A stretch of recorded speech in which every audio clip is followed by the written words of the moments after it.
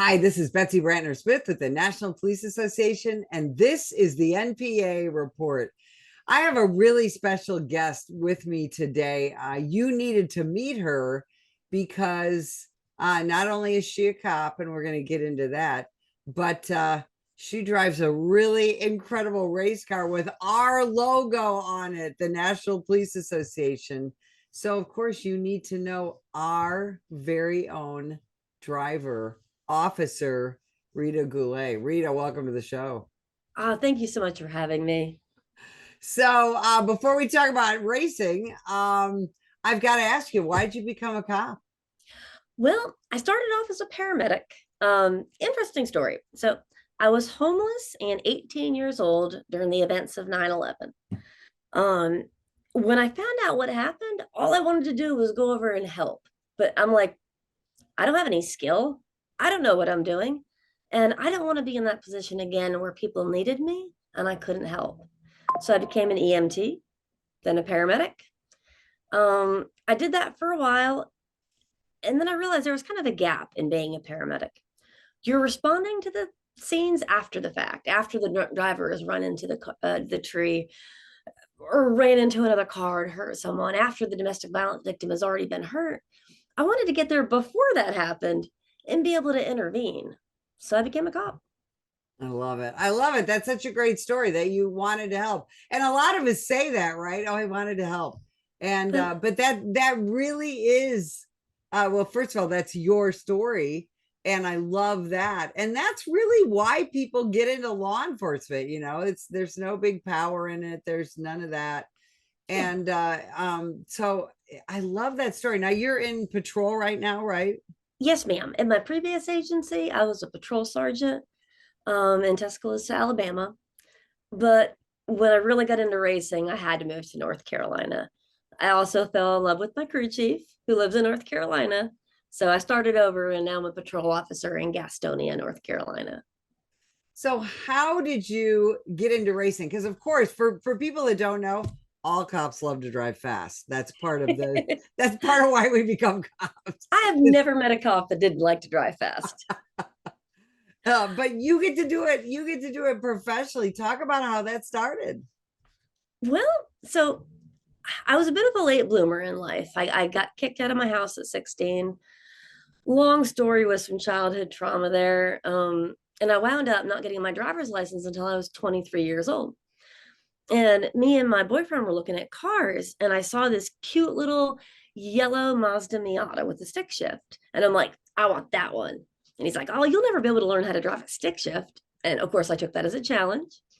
And the car became my stress relief. Whenever I'd had a bad call or a bad day, I'd put the top down on the convertible and just go drive. Probably a little faster than the city of Tuscaloosa would have liked, but I would go drive.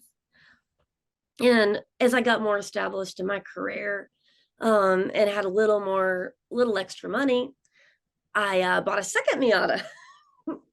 And my ex-husband was like, what are you going to do with two Miatas? I'm like, I'm going to race one legally. It'll be awesome. So I started with autocross, which is single car. Like, there's only one car on track at the time. And they set up like a cone. Think of it as like EVOC training, where they set up a cone course. Each car runs it, and the fastest car wins. And it's easy on your car because the worst thing you're going to do is hit a cone. Started doing that, loved it, but I got to talk with the other participants. And then I found out there's such a thing as amateur road course racing. So I took that Miata, stripped out the interior, had a roll cage installed, installed the race seat, got everything ready, and started racing it at like local tracks to me, like Barber Motorsports Park, Road Atlanta, those kinds of races. But I'd always dreamed about racing in bigger races. Like I'd be watching NASCAR videos and like I wish I could do that. But I grew up very poor, and I started very late. And most of those drivers were driving when they were 5 years old, and they come from money. I'm like, oh, there's no way I'm going to be able to do that. Until an acquaintance of mine said, have you heard about the ARCA racing series? I had not. It's the fourth tier of NASCAR. And he said, oh, you can buy a car for like 25,000. That was a lie. I mean, maybe you could probably buy one for 25,000 in 1992, but That's all it took. I sold my Miata, sold the trailer I used to tow the Miata, sold my gun collection, sold Wow. everything I could, and I bought what's called a roller. It was a stock car, but it was a body, tires, and a little bit of suspension. It had no engine, transmission, anything. I had no idea what I was doing. I thought you could just put it together like I did my Miata out of a catalog, out of books, but no, most of the parts on those cars are all custom made. Whew. So I started calling every single team who would answer the phone until I found one team who was willing to work with me. And they helped me turn my car into something I could put on track. Bob and Dick Rahilly over at Raymock Engines. They were amazing. They worked within my price range. I think they probably took a loss on it, honestly, but they did great. I started getting that car out on track, started racing it, and there's all she wrote. So do you obviously you have a crew chief and stuff, we'll get into that, but do you have that mechanical knowledge to be able to do a lot of the work yourself? The vast majority of the mechanical stuff falls on my husband because he's the one that knows how to do it. I'd say he does about 80 to 90, if not more, percent of the work on the car. And that gets very stressful for him. It's just a lot of work on one guy. So I'm learning as much as I can. I can take the windshield out. I can help with changing the rear gear. I can work on changing the oil, minor things like I can adjust the cockpit if we have a different driver in it.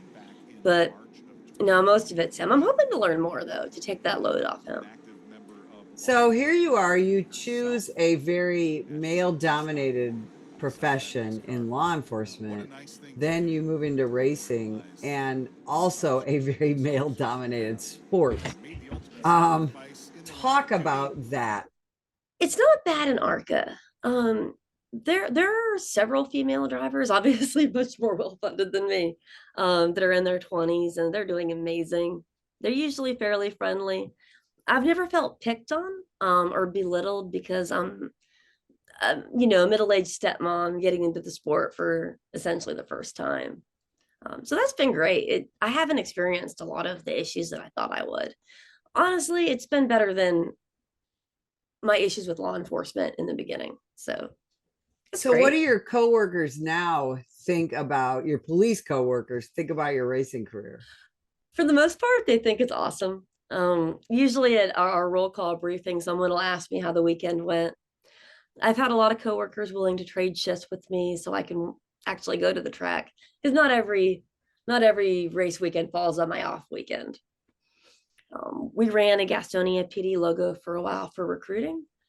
Overall, they're excited. They like using the car for events, and I'm happy to help them with that. So how did you, because I know one of the things in racing is you have to have sponsorship, right? I mean, Yes. that's one of the things that we see. And as we look at bigger races, lots of sponsors. How did you connect with the National Police Association?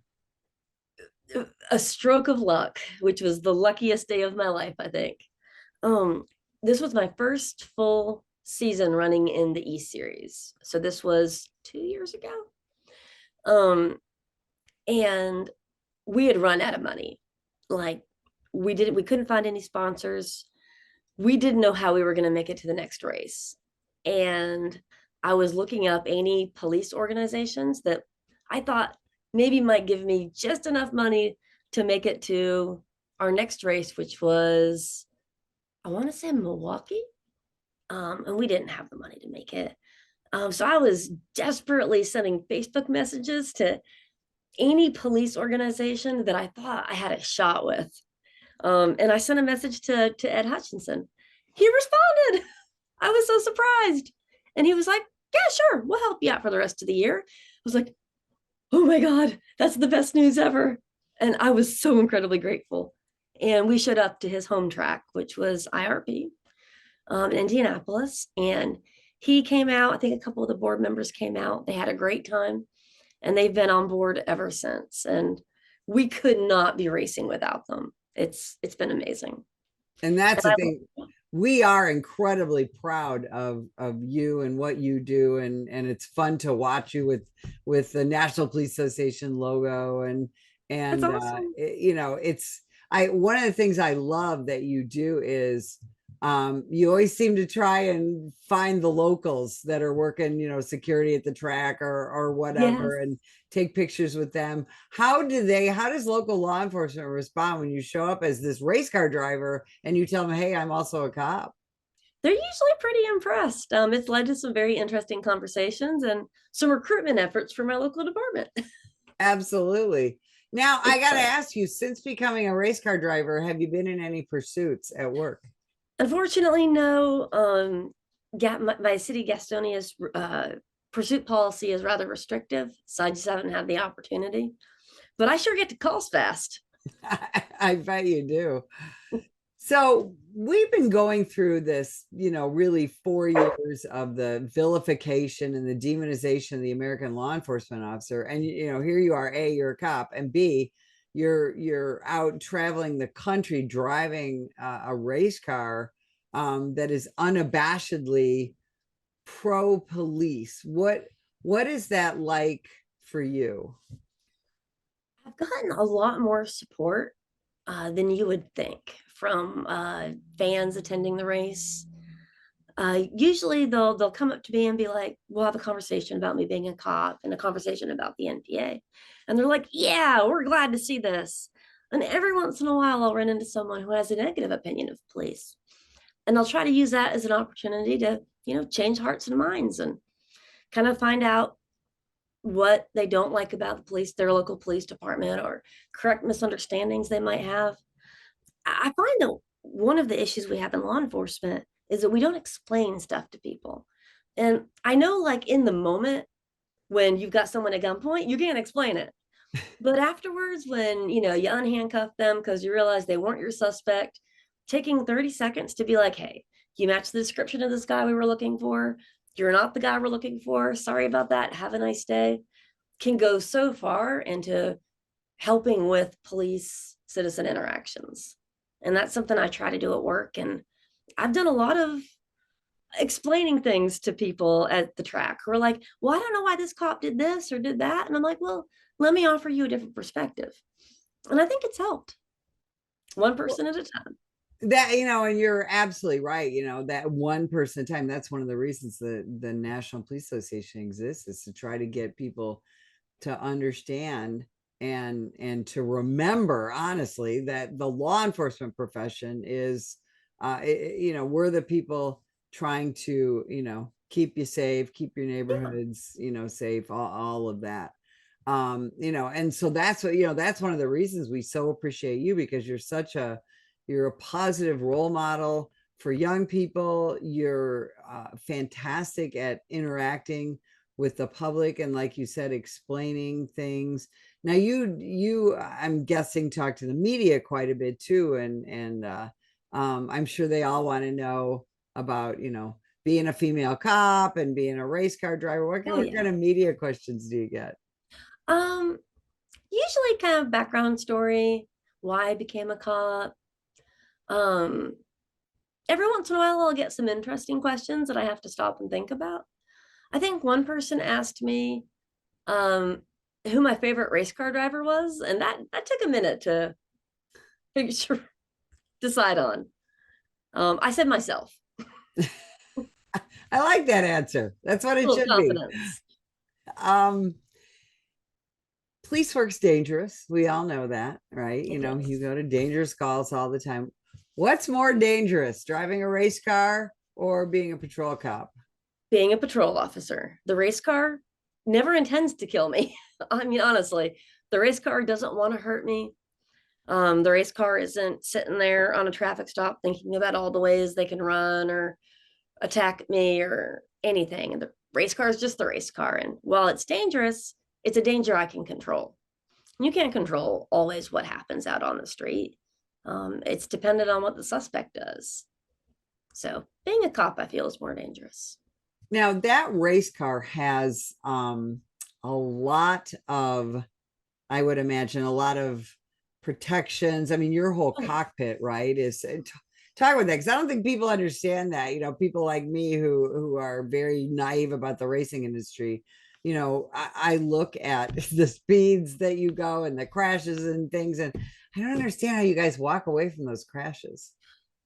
I have been more sore from crashing my personal car than I ever have from crashing a car on the racetrack.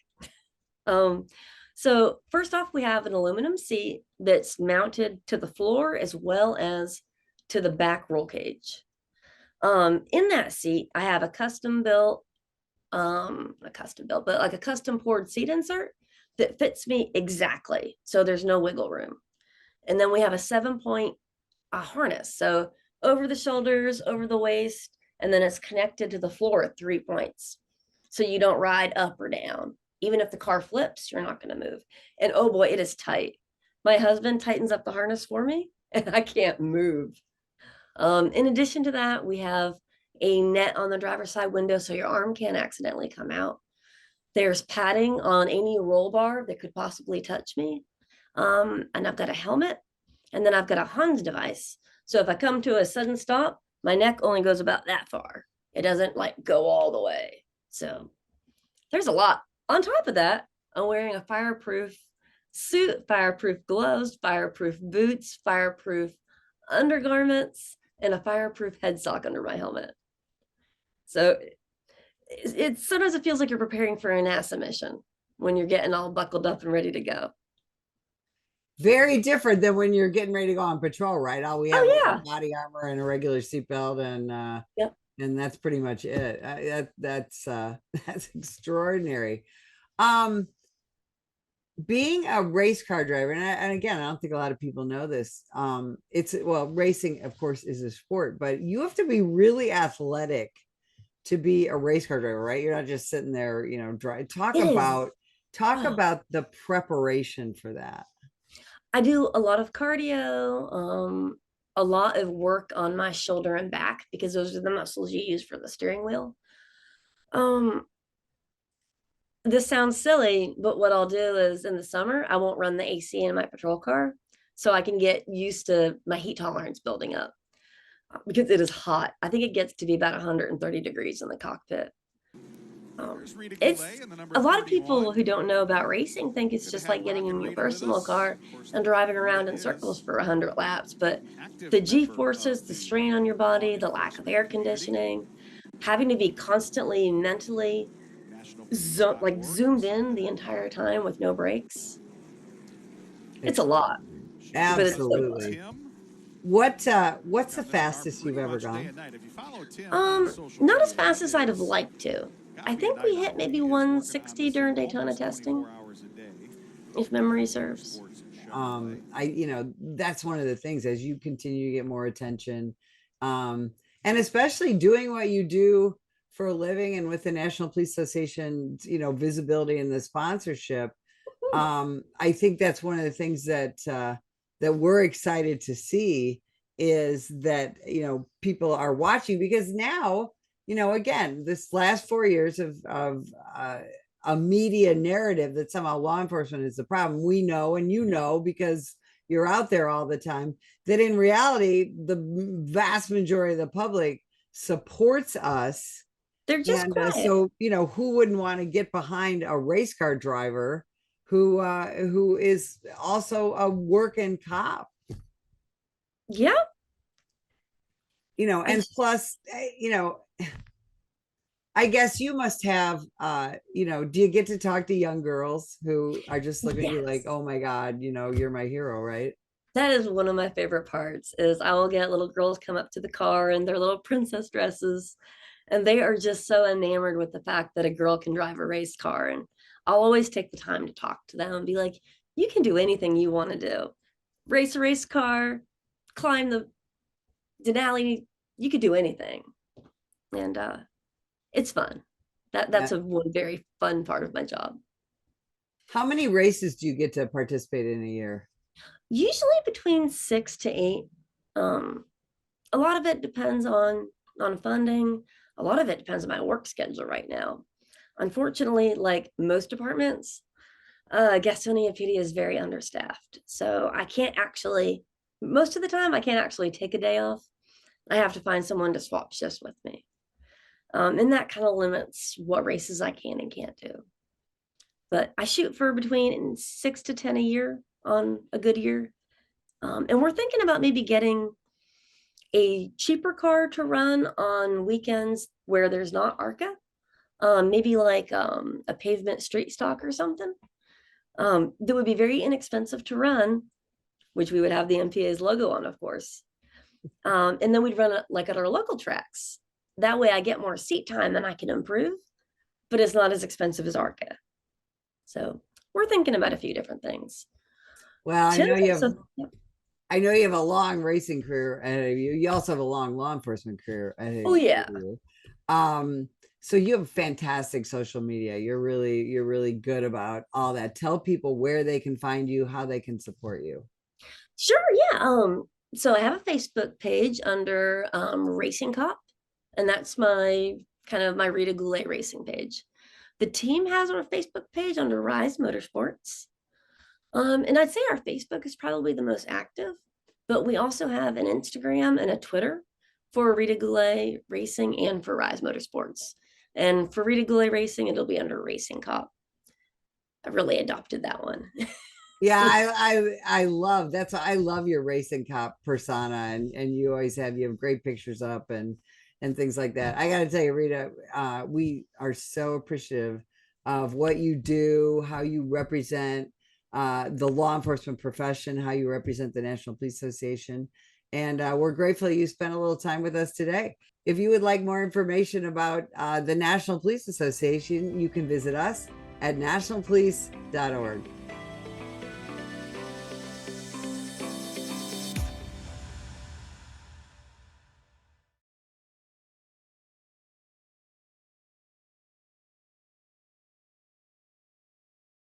Join the National Police Association in supporting our brave men and women in blue. Every day they put their lives on the line to keep us safe. But they need our help to continue their mission. Black Lives Matter, Antifa, progressive prosecutors, and the rest of the anti-police forces receive millions in donations from extremists like George Soros and woke companies like Amazon, Coca-Cola, Microsoft, and Google, to name a few.